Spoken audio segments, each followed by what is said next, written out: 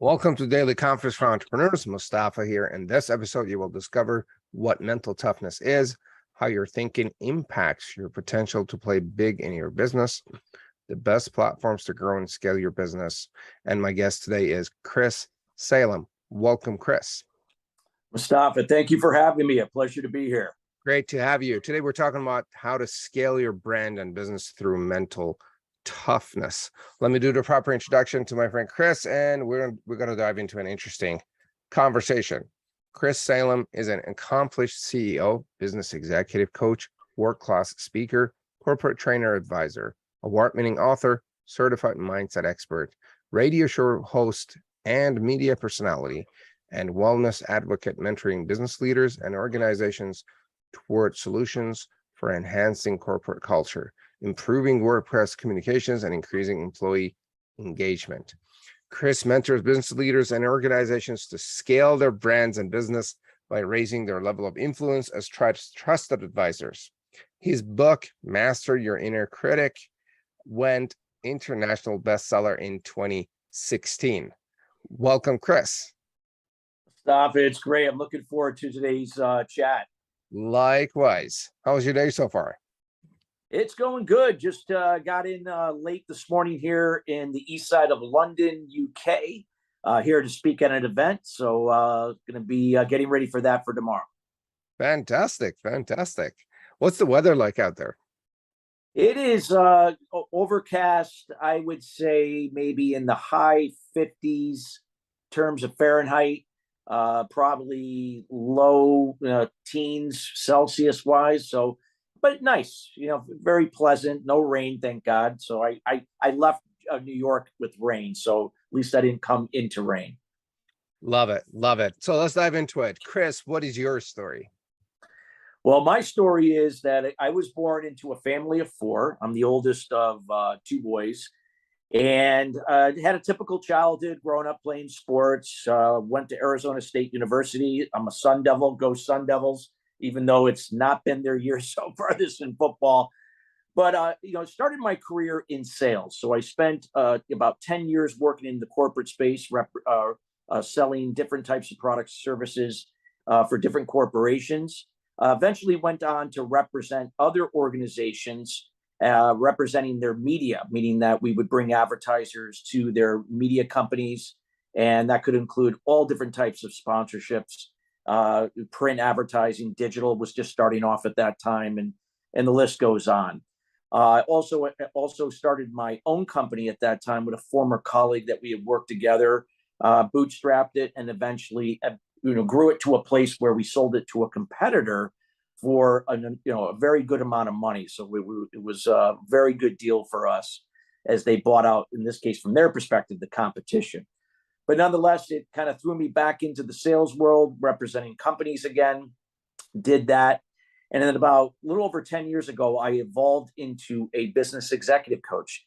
I decided at that point, I came from a family of teachers, that this was a time to give back and help other individuals and businesses to grow, and take my experience studying people so that I could really articulate and guide organizations how to relate and understand others, and how to be more compelling and valuable to their client base so that they can grow their bottom line. And that's what I've been involved in. And I've been professionally speaking as a keynote and a breakout speaker for leading industry B2B and B2C events now for almost 20 years. Love it. Love it. A very diverse background, and you've got a world of knowledge and wisdom. I know you touched on it already, but give us a brief description of what do you do these days and who you serve. Yeah, so as a business executive coach, I work with individuals, groups, and organizations. When we look at individuals, this can be anywhere from a sales professional, a CEO. It can be a business leader or a professional that desires to be where they're not right now. They know they can be playing at a higher level, and they're just looking for guidance and mentorship and how they can go about doing that. I have the ability to get into their mindset to determine what's blocking them or what barriers are getting in the way to help them to move to the next level. I help them to become more of an impact in why they do what they do versus just what they do, so they can learn to work more on their business, not in it. With organizations, I tend to do something very similar where we can identify the bottlenecks between people, why there's a lack of engagement, why they're not communicating at a higher level, or they're not leading the way they should, as it reflects in their current revenue stats. So I have the ability to really unblock these barriers, help people engage at a higher level, develop a thriving workplace culture, and by building a winning team environment, have these people be able to work together to create more valuable experiences for their clients, thus impacting their productivity, efficiency, and of course, profitability. And then we can finally align that with the other areas of business, that their technology, their systems processes, their finances, their sales and marketing and sales enablement. So we get that all in harmony to make sure they're operating more effectively and efficiently moving forward. Love it. Love it. Love it. Love it. So, Chris, tell us about mental toughness. What is it? Well, a lot of times, like when you think about mental toughness, that can mean a lot of different things for different people, Mustafa. So it could be, a refusal to be intimidated. It could be that you're going to see things through despite the challenges. I mean, everybody's going to have a different spin or perspective of what it is. But when it comes down to it, there's a foundation to whatever that perception is to a person. It's a state of being. It's a state of mind. So if your state of being is in the past and the future, or operating from fear, then we're not operating from mental toughness. We're operating from fear or a fixed mindset. But when we can operate from an optimal state of being where we're in the moment, fear is reduced. And when fear is reduced, we have the ability to now to see challenges as not happening to us, but happening for us. It's allowing us to learn how to think differently so that we can be, and then by being it, we can become it. And when we become it, we can do it differently to have different and better results.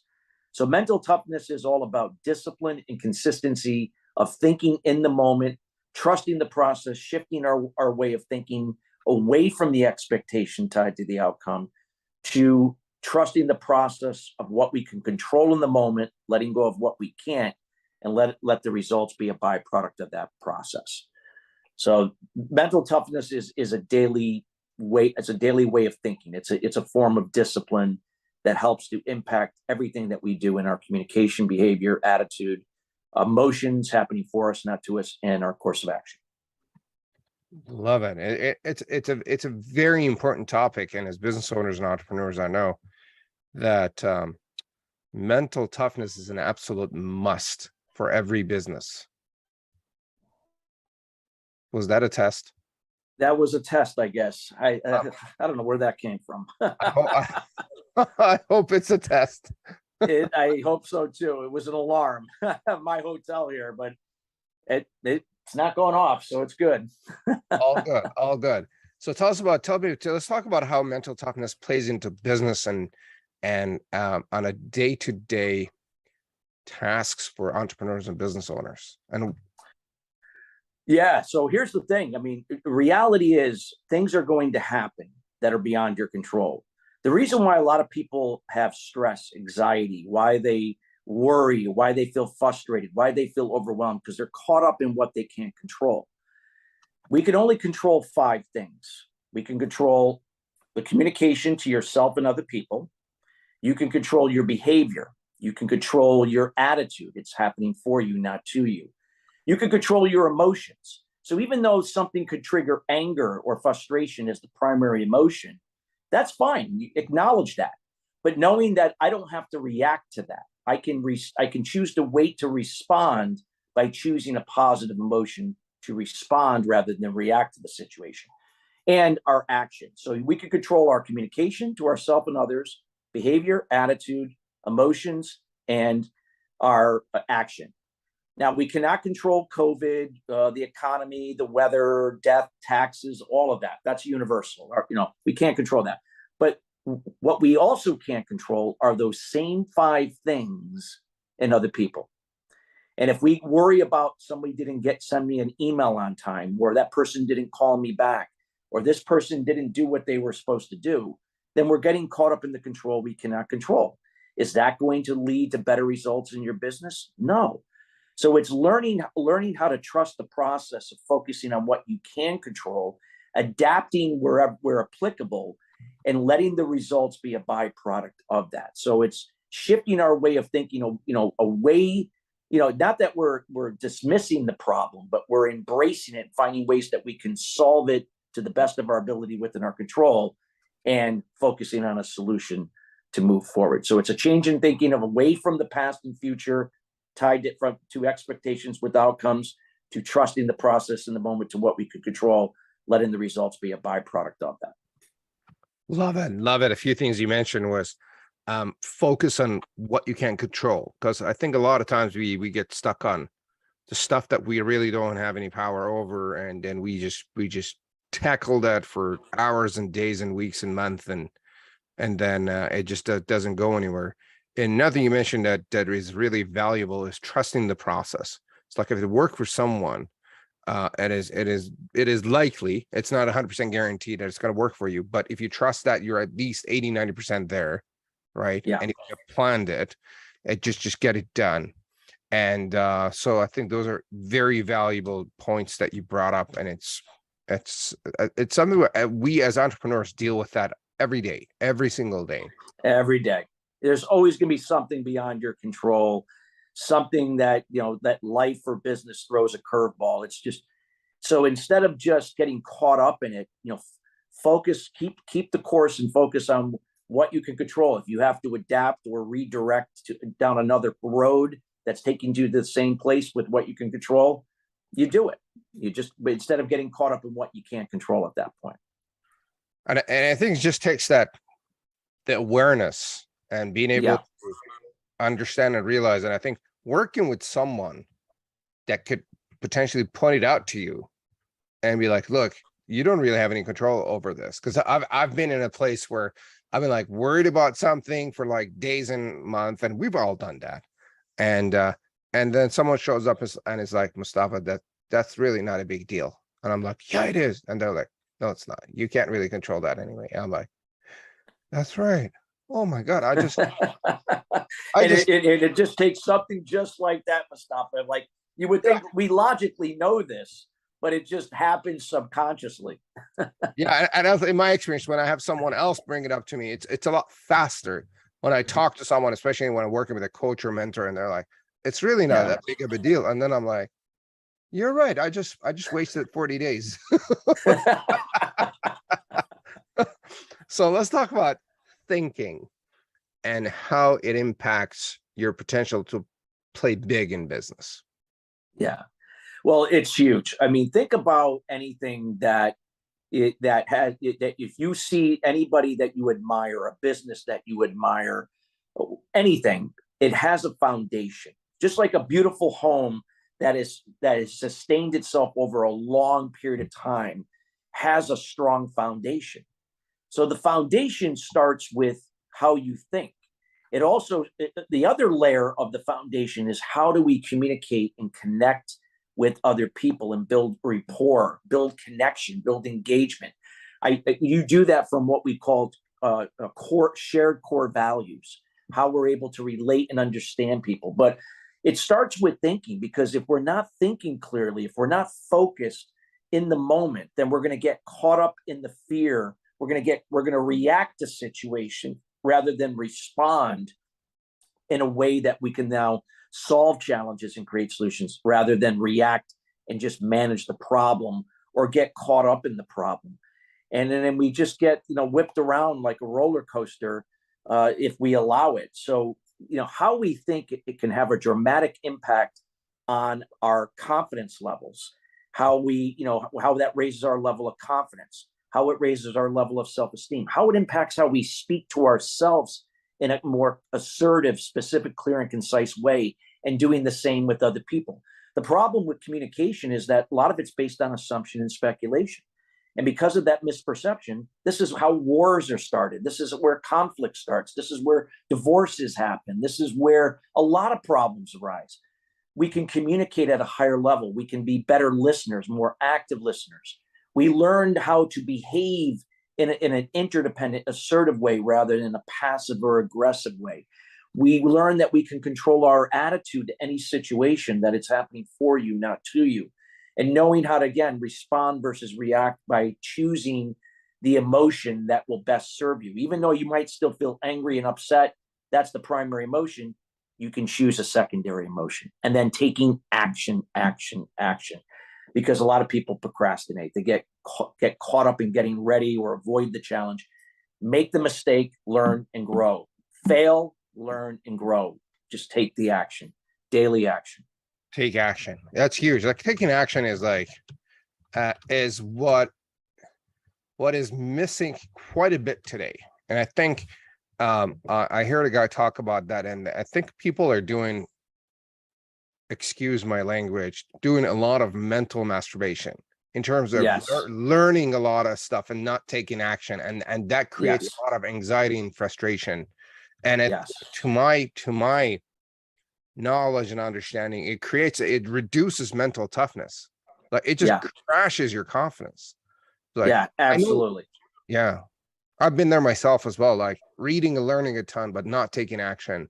And then I'm like, I don't feel good. I thought if I read this book, I'm going to conquer the world. And the next thing I know, I'm like, I don't feel so good. What's going on? And then I realized it's that action piece that you mentioned. Yeah. And action, again, it's consistency here. This is where, again, pointing out, discipline is when you do something when it's the last thing you decide to do, but you do it anyway because you know it'll serve you. And the consistency is the action of doing the discipline each and every day that's going to move you forward. And that's going to change the way, so that's going to, again, solidify how you think from mental toughness, and then learn how to connect from shared values to build better rapport with people. That builds the engagement. And through that engagement, we can now develop more valuable experiences with people working together and for the customers and clients we serve. Fantastic. So if someone is not so mentally tough, what are actually some signs of lack of mental toughness? What do you see in people that shows that this person is not mentally tough? Usually when, again, they're reacting to situations, their behavior is very passive. They go out of their way to please and enable people. They say yes to everything. If they're aggressive, they place high expectations onto other people, including themselves, and often can get very short-tempered or frustrated very quickly. There's a lot of anxiety, a lot of stress. There could be a lot of busyness and not lack of production. That, again, it's just another form of procrastination, busy but not productive. But I would say that those would be all telltale signs of people operating from a lack of mental toughness. There is no foundation in place, or there's a lack of discipline and consistency in making that happen.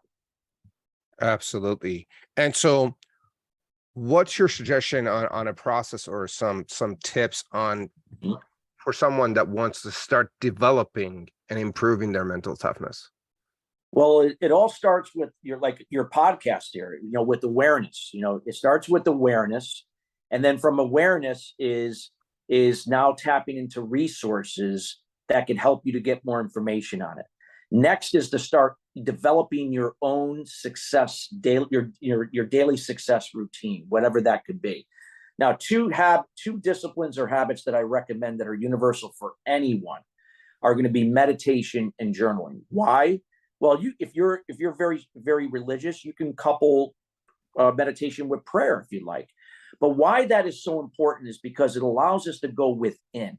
All the answers to challenges and problems are from within, whether, again, at the individual level and then at the team level, organization level. We have to solve these challenges from within. It's not outside of us.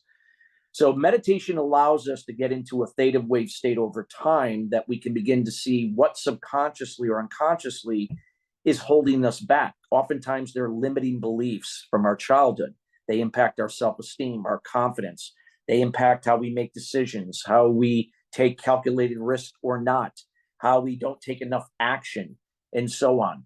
So by recognizing these things that are coming up, we can now journal and write these down. There's no intention with it. We just write whatever comes to mind. Think of it like taking the trash out every Wednesday morning when you go to put the garbage can at the end of the driveway. You're doing this now every day to put it on from here onto paper as you come out of a meditation. So Developing a success foundation. That could be waking up at a certain time. That could be making your bed, something, a small task to get you focused. Meditation for 20 minutes, journaling, working out, resistance training, cardio, planks every day. Could be reading a chapter or two out of a book every day, taking a cold shower, eating a healthy breakfast, reviewing your daily goals for the day. Having a routine that you do 7 days a week, 365 days a year, that changes your way of thinking to now be able to be mentally tough, to embrace challenges, just like an Olympian athlete, and to go through it, not avoid it, not resist it, to go through it. And we be to become to do and have more as a result of it. Love it. Love it. I've tried almost all those things and they all work. Meditation, like at a time where when I'm experiencing anxiety and my mind is all over the place, when I meditate and I try to calm my mind and my body physically down and sit there, and I don't have to do it for too long. Even if I do it for 5 or 10 minutes, it works. Yeah. I know some people sit like for hours on, and that, if it works for you, perfect. For me, I can't sit around for an hour. I've got ADD. No. I mean, 10, 20 minutes is fine. I'm or even 5 minutes. If you can do 5 minutes. Absolutely. I'm also a huge fan of journaling. I do a thing, I call it a brain dump. Just get everything out of your mind. And it's so relaxing and so soothing, especially if you experience a setback and a failure, right? And you're feeling like not good. I'm not going to start using words that I'm not supposed to. What's it called? You tried something, you experienced failure, a setback, and then you just do a brain dump about how you feel about that and what it did to you and whatnot, and what are maybe the next steps. And that's so releasing and that's so soothing, just to get rid of everything. So what I've experienced is when I actually do handwriting, it transfers the negative energy onto the paper. Right. And then I can let go of and move on. Working out is amazing. Just getting the energy level up and feeling good. Cold shower, I'm a huge fan of, because the fact that basically every time you have to take a cold shower, you have to overcome your fear of cold water. I mean, after a while you get used to it, but that first few times, that fear of cold water, when you overcome the fear, you boost your confidence and you become a lot more mentally tough. Breakfast, reviewing your goals, love it. They're all amazing. Chris, what is, and we touched on it already a little bit. Now, let's say that someone has gone through a project. They've tried something really hard and they didn't get what they want. They're not feeling so mentally tough. They're down. They're like, oh God, life is coming to an end. I'm not fit for this business. I just got to shut down the door and move on and go sell hamburgers and McDonald's. And this is not the thing for me. What's the best way to get back from failure and just and rebuild that mental toughness and confidence? Well, just ask yourself in this situation, why are you doing what you're doing? What brought you to this place where you took on this task to begin with? Why are you doing it? Now, if you're doing it for all the wrong reasons, that's another story. But if there is a true reason why that you're doing this, because this is something that you are passionate about, something you've brought some prior experience into, coupled with your experience in something you're truly passionate and have purpose in, then you're in the right place. A lot of things are not going to work the first go around. Sometimes the second, third go around. If you ask any successful person that you admire, that they had setbacks and challenges and failures, they all have. It's only true failure if you quit. Failure is part of the process. It's part of the process. So I don't like that word expect, because when you expect, you're now getting caught up in the things you can't control. But if you have the intention to go into anything that you have purpose with, and you bring coupled with your experience, just intend that you're going to do your best to make this happen. And if it doesn't work out because things that are beyond your control, that's okay. That you step back up, you do it again. Maybe take a different path, a different road this time. Maybe use different resources. You may find out there's a completely different way to go about doing this later. It's like Thomas Edison. It took him, I don't know the exact amount, but it was like, 1,500 something times before he discovered the light bulb or Yeah. electricity to make the light bulb work. Hmm. It's a process, and the process doesn't always work on the first go around. If we only learn and grow and expand our mental toughness, expand our emotional and intellectual intelligence, not by if everything goes right. It's when everything isn't going right. And that's where we learn and grow. But that when things do eventually, when we win and we begin to win more often and we're having more success, we could appreciate it more. We become more responsive rather than reactive. And we see that setbacks and challenges are necessary and are not immune to anyone, whoever that is, when it comes to business. And so I would say that don't allow that to hold you back. We can, you can always hear people tell you what to do. We're not here to tell you. We're just sharing from experience that you get to decide what that means to you. But step back up and have another go at it. Love it. Love it. Love it. And that's very, very important, especially for my personal experience.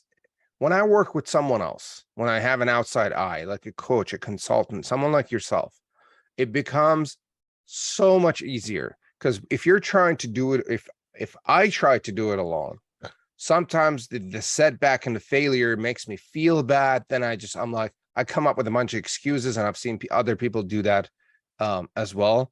But where if you're feeling in a certain way, you're never alone, right? That's one thing that I've learned over the years. Because sometimes I experience a setback or a failure, and I'm like, oh yeah, I can't believe how stupid I am, and I did this and that, and I start bashing myself.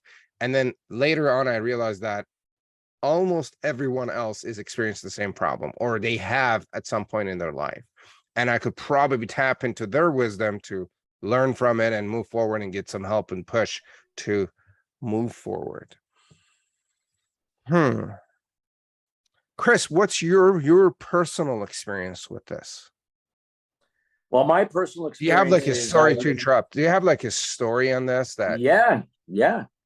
I would say, for the first 30 years of my life, Mustafa, I grew up, I grew up in a codependent home. And so I grew up codependently. I was passive aggressive in terms of my behavior and communication. I had a hard time building relationships. I was very hard on myself.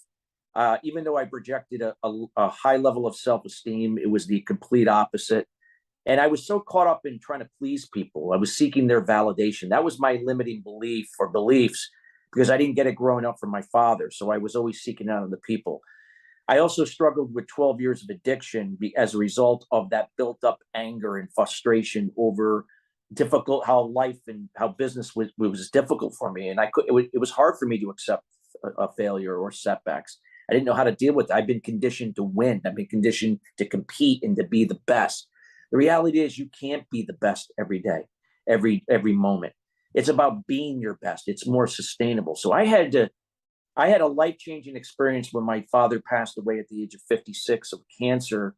And, it was like he was talking to me, telling me that, he always cared about me and my brother and my mother, but he didn't know how to show it because his own self-limiting beliefs got in the way. And that was the aha moment for me, that to say that no matter what has happened to you in life, even if it's beyond your control and you didn't ask for it, it's your responsibility to change what you do with it to create a better life, a better career, a better business for yourself. I had been the victim and had operated from excuses up to that point and escaped through addiction. I decided to make that change and took that journey to shed my limiting beliefs over time, adopting a daily success foundation, and then began a journey of changing the way I think. So it starts here, to be it, to become it, to do it, and have it. Too many people are caught up in the do and the have, not in thinking to be and become it first. That's the most important part. And that's where I worked on. And then everything that helped to do, which is the processes, the systems, the resources, helped then solidify my foundation to actually accomplish things. Fantastic. Love it. Love it. Chris, tell us about your gift that you're sharing with our audience, please. Absolutely. Thank you for the opportunity to do so. I'm offering a 30-minute complimentary consultation for anyone that would like to just talk about what's holding you back. What could be better? Maybe there's something specific in your business that you have some questions. So it's kind of open-ended, and what's going to be important to you. In that 30 minutes, I'm going to give you some few golden nuggets that will help address that question to help move you forward. There is no obligation whatsoever after, but this is an opportunity to ask a really, a question that is really, I would just suggest, really important to you that you'd like to get some valuable, deep insight to in that short period of time. But I promise you that I will provide something that, based upon your question, that will get right to that point that you could walk away and you get to decide what to do with it. For sure, for sure. And now, gang, to get that, go to christophersalem.com/contact. And Christopher is ChristopherSalem.com/contact. The link will be in the descriptions of the show, so check it out. And if you search Christopher Salem on Google, I'm pretty sure you will get there and you will find Chris. And I'm pretty sure you could find him on LinkedIn as well, because I am connected with Chris on LinkedIn. Chris, can I ask a couple of personal questions? Sure, absolutely. What's a new thing you have tried recently? A new thing that I've tried recently. Wow. I would say that right now I am actually doing more some social media reels, I've never been afraid of doing videos. I mean, I'm used to being a speaker, but I'm doing these short little reels that I've just never done before. And so my PR agency encouraged me to go out and do a little bit more of that. So I just started doing that and been posting them on Instagram and also here and there on LinkedIn and copying on Twitter. Fantastic. Love it. Give me two of your favorite books. Well, two of my favorite, I have a lot of favorite books. I mean, but so I'm going to mention two, because they go back to the mindset. The Power of Now by Eckhart Tolle. I mean, Eckhart Tolle, I love his transparency and authenticity, someone who struggled and kind of found the power is in the now. Everything is happening now. It's not in the past. It's not in the future. That's a book I think offers a lot of great insight. Another book I really enjoy, and it was not really a book that was really one of their bigger books, but Mark Victor Hansen, Jack Canfield put out a book back in the day called The Power of Focus, and it was kind of flew under the radar a little bit compared to their other books. But that book really talks about the importance of which now you hear more or less these days now of work-life balance. But I don't call it balance. I call it harmony, because nothing is perfectly balanced, not like a seesaw on its axis point. It teeters. So I call it harmony. But that book really aligned with that back in the day, and it really helped to shape a lot of the principles that I share from my perspective, my spin on things, and what I do when I talk to corporations, companies of all sizes, and of course, when I'm working one-on-one or in groups with individuals. Love it. What's one advice that made a big impact in business or life? One advice is, and now I took this advice and now I put it into a statement that I created that I live by each and every day. And I highly encourage the listeners to write this down, put it in your mirror. And it's called Give Without Expectations, Receive Without Resistance. And I'll break down what that means. When you give without expectation, you're not giving to somebody or something from a place of pleasing and enable them. You're being the example and being resourceful to help them help themselves. One is interdependent, which is being the example, being resourceful. The other is codependent, where you go out of your way to do it for them, please them, enable them, and so on. So you give without expectation. Have boundaries, of course. You don't want people to keep taking advantage of you. That's pleasing and enabling.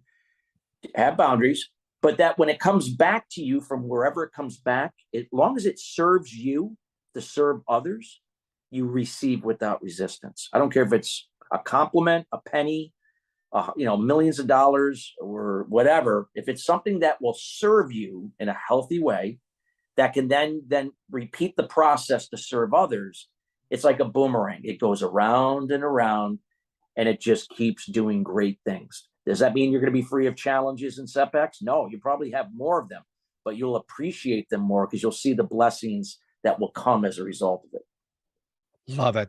Chris, this has been a very valuable and useful conversation. You shared a lot of good stuff. Thank you. I appreciate your knowledge and wisdom, and thanks for being here.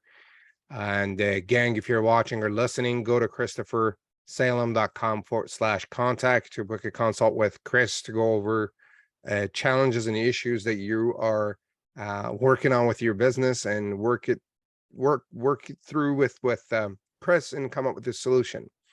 Thank you, Chris. Thanks again. I hope it goes well with your speaking that you're doing tomorrow at the event, and I look forward to hanging out with you again soon. Mr. Apple, thank you so much for having me, and a pleasure to serve your audience. Thank you. Gang, thank you for joining us. You've been listening to Daily Confidence for Entrepreneurs, and we will see you in our next episode. Bye now.